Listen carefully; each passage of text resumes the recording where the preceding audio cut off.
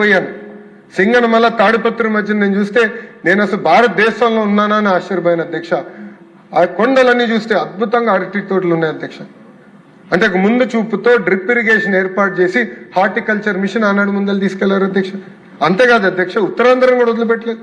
ఆనాడు ఐటీ పరిశ్రమలు తీసుకొచ్చారు, ఏకంగా మెడికల్ డివైసెస్ మ్యానుఫ్యాక్చరింగ్ పరిశ్రమలు తీసుకొచ్చారు, ఏషియన్ పెయింట్స్ ఉత్తరాంధ్రకి తీసుకొచ్చారు. ఇంకో పక్కన మనకి శ్రీ సిటీ కూడా పెద్ద ఎత్తున ఆనాడు పరిశ్రమలు తీసుకొచ్చినాయి గౌరవ ముఖ్యమంత్రి చంద్రబాబు నాయుడు గారు అధ్యక్ష. నేను పాదయాత్రలో అనేక సార్లు చెప్పాను అధ్యక్ష, నిజం కొంచెం చేదుగా ఉంటుంది, అబద్ధం తీయగా ఉంటుందండి అధ్యక్ష. ఆనాడు అబద్ధం అని చెప్పి అధికారంలోకి వచ్చిన వ్యక్తి వైఎస్ జగన్మోహన్ రెడ్డి గారు అధ్యక్ష. ఆనాడు ఆయన అన్నారు, నేను ఈ ప్రాంతంలోనే ఇల్లు కట్టుకుంటున్నాను, అమరావతి రాజధాని ఎక్కడికి వెళ్ళిపోదని ఆయన చెప్పారు అధ్యక్ష. ఆయనతో పాటు అనేక మంది వైకాపా సభ్యులు కూడా అదే చెప్పారు అధ్యక్ష. రాజధాని ఎక్కడికి వెళ్ళదు, ఆంధ్ర రాష్ట్రానికి శాశ్వత రాజధాని అమరావతి ఉంటుందని ఆనాడు చెప్పారు అధ్యక్ష. 151 సీట్లు గెలిచారు అధ్యక్ష. అబద్ధం అని చెప్పి గెలిచారు అధ్యక్ష. గెలిచిన వెంటనే మీరు చూస్తే ఏకంగా ప్లేట్ ఫిరాయించారు, 3 ముక్కల ఆట ప్రారంభించారు అధ్యక్ష. 3 రాజధానులు అని చెప్పారు అధ్యక్ష. అమరావతి ఎటుగో నాశనం చేశారు. అట్లని ఉత్తరాంధ్రలోనే కట్టారు అధ్యక్ష. ఒక్క వ్యక్తి బతికేదానికి ఒక ప్యాలెస్ కట్టుకున్నాడు అధ్యక్ష, 700 కోట్ల రూపాయలు ఖర్చు పెట్టి. అంతేగాని ఒక్క అభివృద్ధి కార్యక్రమం చేయాలి, ఒక్క పరిశ్రమ తీసుకురాలేదు అధ్యక్ష. అంతేకాకుండా కర్నూలుని న్యాయ రాజధాని చేస్తున్నాడు అధ్యక్ష. కనీసం ఒక బెంచ్ కూడా తీసుకెళ్లేదు అధ్యక్ష కర్నూలుకి. అంటే మాయ మాటలు చెప్పి మభ్య పెట్టాలని ప్రయత్నించారు అధ్యక్ష. అందుకే ప్రజలు 151 సీట్లు 11 సీట్లకి తీసుకొచ్చారు అధ్యక్ష. అంతేకాకుండా అధ్యక్ష, నేను ఈ సభాముఖంగా జగన్మోహన్ రెడ్డి గారిని నేను డిమాండ్ చేస్తున్నా అధ్యక్ష, అమరావతి రైతులకి ఆంధ్ర రాష్ట్ర ప్రజలకి అబద్ధం చెప్పినందుకు క్షమాపణ చెప్పాల్సిన అవసరం ఆయన పైన ఉంది అధ్యక్ష. మీరు చూస్తే ఈ 3 ముక్కలాట అనౌన్స్మెంట్ అయిన తర్వాత అమరావతి రైతులు పెద్ద ఎత్తున ఉద్యమించారు అధ్యక్ష. 1631 రోజులు వాళ్ళ 5 కోట్ల ఆంధ్రుల కోసం పోరాడారు అధ్యక్ష. ఎప్పుడు గడప దాటిన మహిళలు పెద్ద ఎత్తున రోడ్డుపైకి వచ్చి ధర్నా చేశారు అధ్యక్ష, పోరాడారు అధ్యక్ష. ఈరోజు గౌరవ సభ్యులు సెషన్ స్టార్ట్ అయ్యే ముందర వస్తే అందరం మాడుకుంటున్నాం అధ్యక్ష. గతంలో నేను ఎమ్మెల్సీగా ఉండేవాడిని అధ్యక్ష. హౌస్కి వస్తే భయపడాలి, ఎక్కడికి వెళ్తున్నారా అని. 3000 మంది పోలీస్ సభ్యులు ఉండేవారు అధ్యక్ష రోడ్ల పైన. ఆనాటి ముఖ్యమంత్రి జగన్మోహన్ రెడ్డి గారు రావాలంటే పరదాలు కట్టుకుని తిరిగేవారు అధ్యక్ష. ఎందుకంటే ఆయన భయంలో బతికాడు, ఆయన తెలుసు తప్పు చేశారని అధ్యక్ష. ఆనాడు మహిళలు పెద్ద ఎత్తున పోరాడితే చూడండి అధ్యక్ష, మహిళల్ని పోలీస్ బూట్ కాలుతో తన్నారు అధ్యక్ష. ఏకంగా అధ్యక్ష మహిళలు జుట్టు పట్టుకుని లాగారు అధ్యక్ష. వాళ్ళు అడిగింది ఏంటి, మాకు న్యాయం చేయండి, ఆనాడు ప్రభుత్వం మాకు హామీ ఇచ్చింది, ఆ హామీకి మీరు కట్టుబడి ఉండాలని అడిగినందుకు జుట్టు పట్టుకుని లాగారు అధ్యక్ష. అంతేకాదు అధ్యక్ష, భూమి ఇచ్చిన దళిత రైతులకి సంఖ్యలేసి కోర్టుకి తీసుకెళ్లారు అధ్యక్ష. వీళ్ళు కృష్ణపాలెంకి సంబంధించిన అంటే మంగళగిరి నా సొంత నియోజకవర్గానికి సంబంధించిన రైతులు అధ్యక్ష, సంఖ్యలేసి భూములు త్యాగం చేసిన రైతులకి సంఖ్యలేసి ఆనాడు జైలుకి పంపించే రోజులు చూసాం అధ్యక్ష. నేను 2023లో యువగలం పాదయాత్ర చేశాను, రాజధానిలో కూడా నేను నడిచాను అధ్యక్ష. ఆనాడు రైతుల్ని కూడా కలుస్తాం జరిగింది. వాళ్ళందరికీ ఒకటే చెప్పాను, తెలుగుదేశం విధానం వెరీ క్లియర్, ఒకే రాష్ట్రం ఒకే రాజధాని అభివృద్ధి వికేంద్రీకరణ అని ఆనాడు చెప్పాను అధ్యక్ష. ఈ రోజు ఎన్డీఏ కూడా దానికి కట్టుబడి ఉంది అధ్యక్ష. అంతేకాదు అధ్యక్ష, ఆనాడు జరుగుతున్న ఉద్యమం చూపించడానికి మీడియా మిత్రులు వెళ్ళి వీడియోలు తీసి చూపిస్తే అధ్యక్ష, వాళ్ళపైన కూడా కేసులు పెట్టారు అధ్యక్ష. ఒక్క ఈటీవీ విలేకరి పైన అటెంప్ట్ రేప్ కేసు కూడా పెట్టారు అధ్యక్ష. అంటే ఎవరిని వదిలిపెట్టలేదు, రైతులమైన కేసులు పెట్టారు, ప్రతిపక్షంలో పోరాడుతున్న ప్రజాప్రతినిధుల పైన కేసు పెట్టారు, ఇంకా మీడియా మిత్రుల పైన కూడా ఆనాడు కేసులు పెట్టి ఎట్టి పరిస్థితుల్లో గొంతు నొక్కాలని ప్రయత్నించారు అధ్యక్ష. కానీ ఉద్యమం మటుకు ఆగలేదు అధ్యక్ష. అందరూ పోరాడారు అధ్యక్ష. అధ్యక్ష, మీరు కూర్చున్న స్థానంలోనే ఆనాడు తమ్మినేని సీతారామ గారు కూర్చుని ఏకంగా అమరావతిలో ఉన్న మహిళల్ని వయసులతో ఆనాడు పోల్చారు అధ్యక్ష. వయసులతో ఆనాడు పోల్చారు అధ్యక్ష. అంతేకాదు అధ్యక్ష, జగన్మోహన్ రెడ్డి గారు మహిళల్ని ఏకంగా పేడ్ ఆర్టిస్టులని ఆనాడు పిలిచారు అధ్యక్ష. అంటే మహిళలంటే ఎంత చిన్న చూపో ఏదో ఒక ఉదాహరణని ప్రజలందరూ కూడా గమనించాలి అధ్యక్ష. అధ్యక్ష, అచ్చెన్నాయుడు గారు చాలా అద్భుతంగా ఈరోజు చెప్పారు అధ్యక్ష.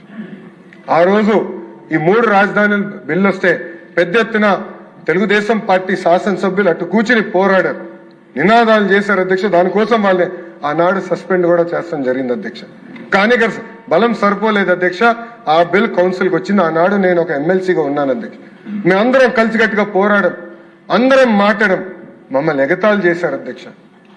ఆనాడు మేమందరం నిర్ణయం తీసుకున్నాం. ఆనాటి leader of opposition Yanamala Ramakrishna గారి నాయకత్వంలో ఈ బిల్ ని సెలెక్ట్ కమిటీకి పంపించాలని కూడా మేము డివిజన్ అడిగాం. మేము ముందరే చెప్పాం కూడా అధ్యక్ష. హోరాహోరీగా చర్చ జరుగుతుంది. మేము తిరిగి చూసి ఇలాంటి గ్యాలరీస్ ఉన్నాయి అధ్యక్ష. అక్కడ మొత్తం వైకాపా శాసనసభ్యులు అందరూ వచ్చారు అధ్యక్ష.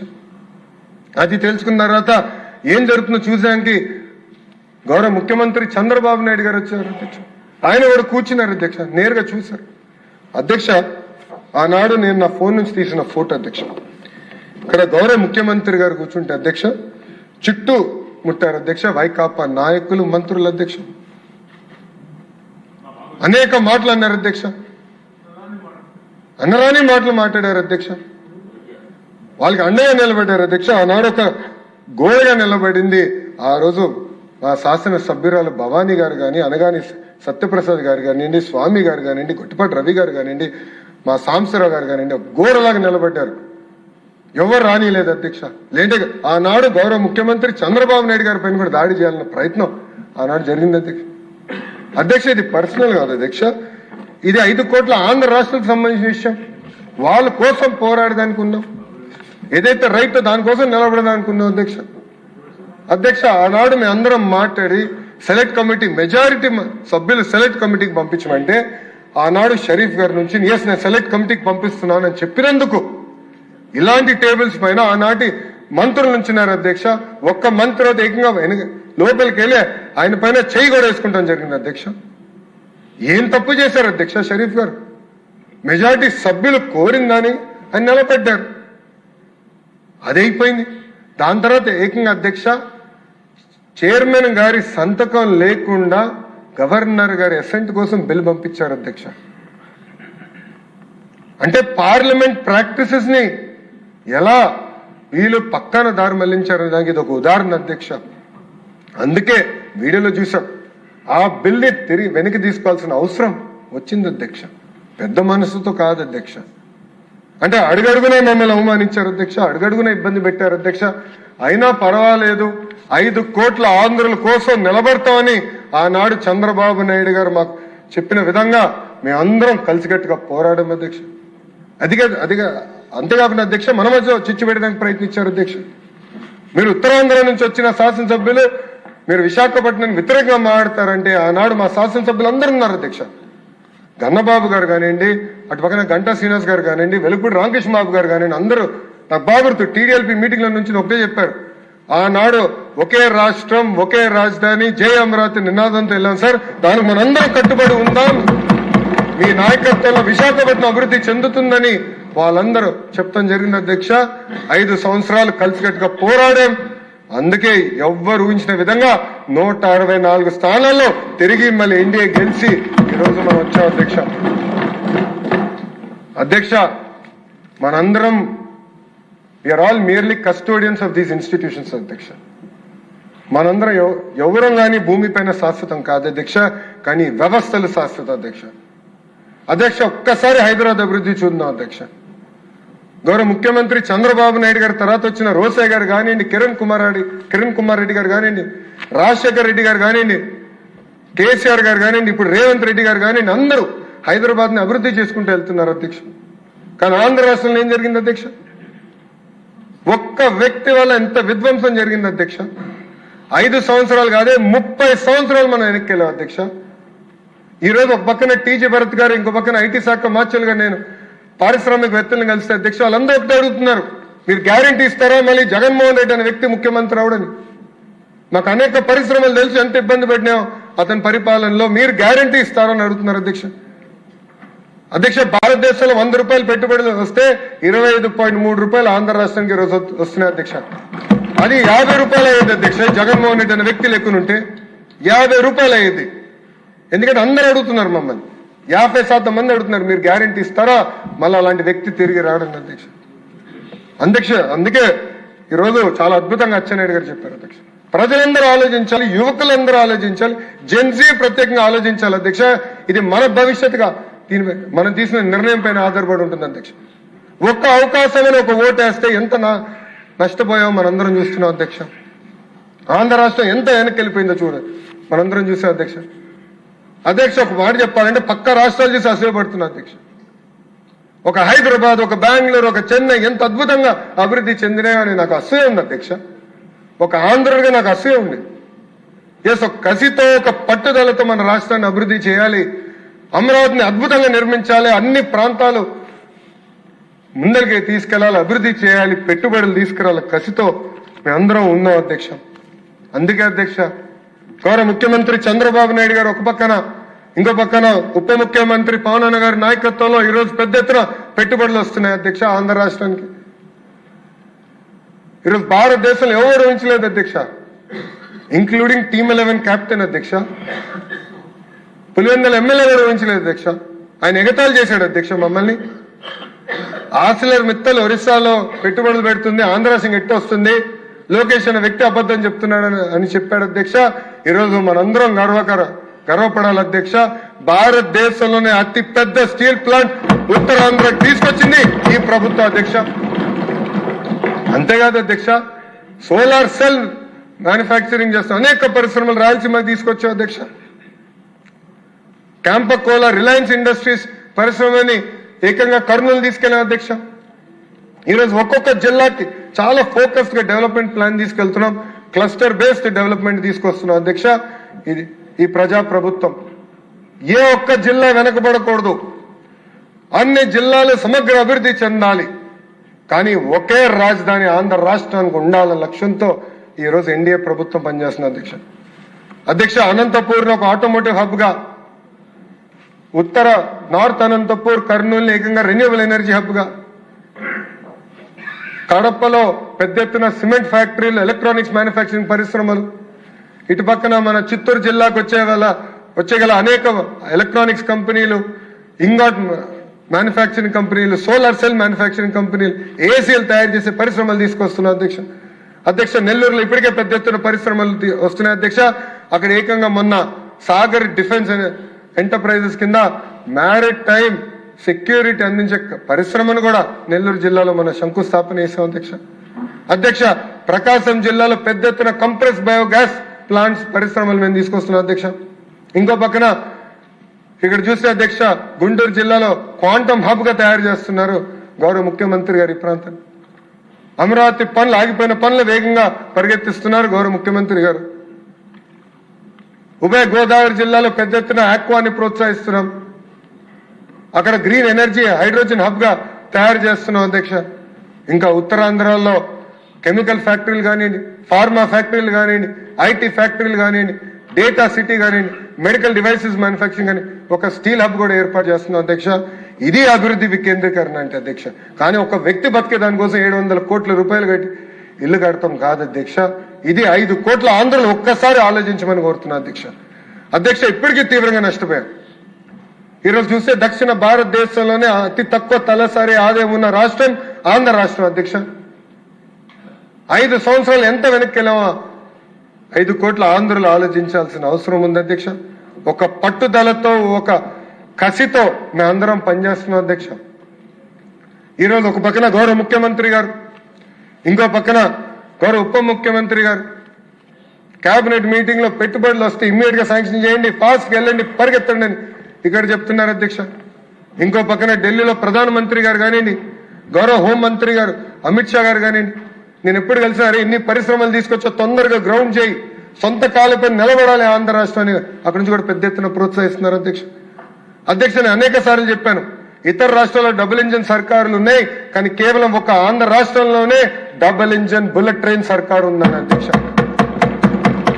అధ్యక్ష, అక్కడ ప్రధానమంత్రి నరేంద్ర మోడీ గారు, ఇక్కడ గౌరవ ముఖ్యమంత్రి గారు చంద్రబాబు నాయుడు గారు అధ్యక్ష, ఇద్దరు కలిసికట్టుగా ఆంధ్ర రాష్ట్రాన్ని ముందలు తీసుకెళ్తున్నారు అధ్యక్ష. ఈరోజు అమరావతి కోసం 16,000 కోట్ల రూపాయలు కేంద్ర ప్రభుత్వం గ్రాంట్ ఇచ్చింది అధ్యక్ష. ఆగిపోయిన పోలవరం పనుల్ని మనం పరిగెత్తిస్తున్నాం అధ్యక్ష. అధ్యక్ష, డేటా సెంటర్ మనం తీసుకొద్దాం, గూగుల్ ని ఆంధ్ర రాష్ట్రాన్ని తీసుకొద్దాం అంటే వాళ్ళు కొన్ని షరతులు పెట్టారు అధ్యక్ష. ఈ మూడింటి పైన మాకు క్లారిటీ కేంద్ర ప్రభుత్వం ఇస్తే మేము వస్తామని అధ్యక్ష. గౌరవ ముఖ్యమంత్రి గారు ఫైల్ ని చంకల్లో పెట్టుకున్న అధ్యక్ష. గూగుల్ అన్న సంస్థ ఆంధ్ర రాష్ట్రానికి వచ్చిందంటే అర్ధరాత్రి 12:30కి అనుకుంటా అధ్యక్ష, ఎగ్జాక్ట్ టైం నాకు గుర్తులేదు, కానీ 12 దాటింది అధ్యక్ష.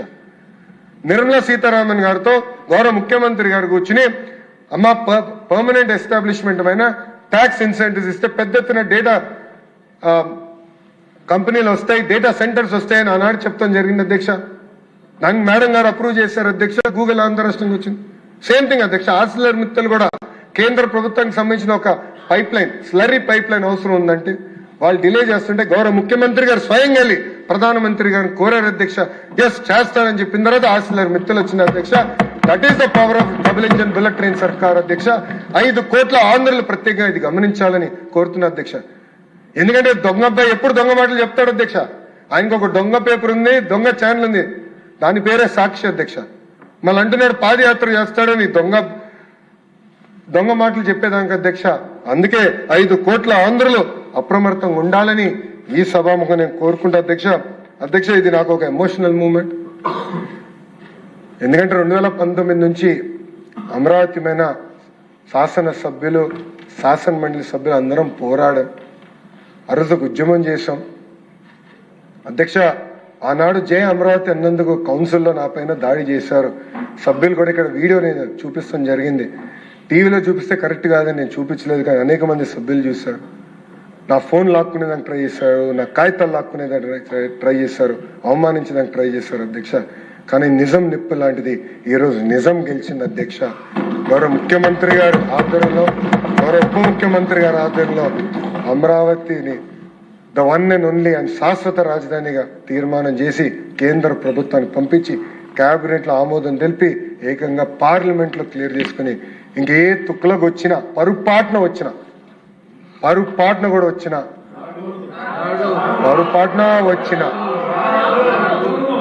మార్చలేరు అధ్యక్ష ఈ రాజధాని. అందరం కలిసికట్టుగా మన రాష్ట్రాన్ని, మన రాజధాని అభివృద్ధి చేసుకోవాలి, కలిసికట్టుగా ముందరికెళ్ళాలి అధ్యక్ష. ఈరోజు అధ్యక్ష, నేను జగన్మోహన్ రెడ్డి గారిని ఒక ప్రశ్న అడగాలి.